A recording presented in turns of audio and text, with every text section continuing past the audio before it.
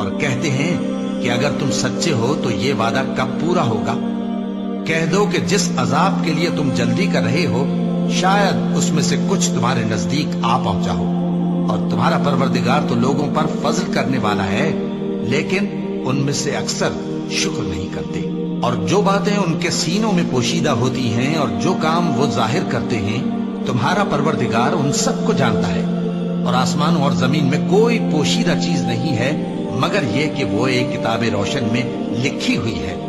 بے شک یہ قرآن بنی اسرائیل کے سامنے اکثر باتیں جن میں وہ اختلاف کرتے ہیں بیان کر دیتا ہے، اور بے شک یہ مومنوں کے لیے ہدایت اور رحمت ہے۔ تمہارا پروردگار قیامت کے روز ان میں اپنے حکم سے فیصلہ کر دے گا، اور وہ غالب ہے، علم والا ہے۔ تو اللہ پر بھروسہ رکھو، تم تو صاف حق پر ہو۔ کچھ شک نہیں کہ تم مردوں کو بات نہیں سنا سکتے، اور نہ بہروں کو جبکہ وہ پیٹ پھیر لیں آواز سنا سکتے ہو، اور نہ اندھوں کو گمراہی سے نکال کر رستہ دکھا سکتے ہو۔ تم تو انہی کو سنا سکتے ہو جو ہماری آیتوں پر ایمان لاتے ہیں، پھر وہ فرما بردار ہو جاتے ہیں۔ اور جب ان کے بارے میں عذاب کا وعدہ پورا ہوگا تو ہم ان کے لیے زمین میں سے ایک جانور نکالیں گے جو ان سے باتیں کرے گا۔ یہ ہم اس لیے کریں گے کہ لوگ ہماری آیتوں پر ایمان نہیں لاتے تھے۔ اور جس روز ہم ہر امت میں سے ایک بڑے گروہ کو جمع کریں گے جو ہماری آیتوں کی تکذیب کرتے تھے، پھر ان کی جماعت بندی کی جائے گی، یہاں تک کہ جب سب آ جائیں گے تو اللہ فرمائے گا کہ کیا تم نے میری آیتوں کو جھٹلا دیا تھا، حالانکہ تم نے اپنے علم سے ان کا احاطہ تو کیا ہی نہ تھا؟ بھلا تم کیا کرتے رہتے تھے؟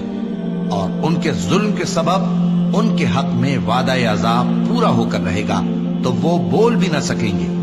کیا انہوں نے نہیں دیکھا کہ ہم نے رات کو اس لیے بنایا ہے کہ اس میں آرام کریں، اور دن کو روشن بنایا ہے کہ اس میں کام کریں؟ بے شک اس میں مومن لوگوں کے لیے نشانیاں ہیں۔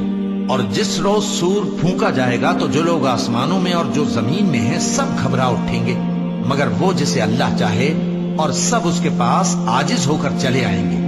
اور تم پہاڑوں کو دیکھتے ہو تو خیال کرتے ہو کہ مضبوط جمے ہوئے ہیں، مگر وہ اس روز اس طرح اڑتے پھریں گے جیسے بادل۔ یہ اللہ کی کاریگری ہے جس نے ہر چیز کو مضبوط بنایا، بے شک وہ تمہارے سب افعال سے باخبر ہے۔ جو شخص نیکی لے کر آئے گا تو اس کے لیے اس سے بہتر بدلہ تیار ہے، اور ایسے لوگ اس روز گھبراہٹ سے بے خوف ہوں گے۔ اور جو برائی لے کر آئے گا تو ایسے لوگ اوندھے منہ دوزخ میں ڈال دیے جائیں گے۔ تم کو تو انہی اعمال کا بدلہ ملے گا جو تم کرتے رہے ہو۔ کہہ دو مجھ کو یہی ارشاد ہوا ہے کہ اس شہر مکہ کے مالک کی عبادت کروں جس نے اس کو محترم بنایا ہے، اور ہر چیز اسی کی ہے، اور مجھے یہ بھی حکم ہوا ہے کہ میں فرما بردار رہوں، اور یہ بھی کہ قرآن پڑھا کروں۔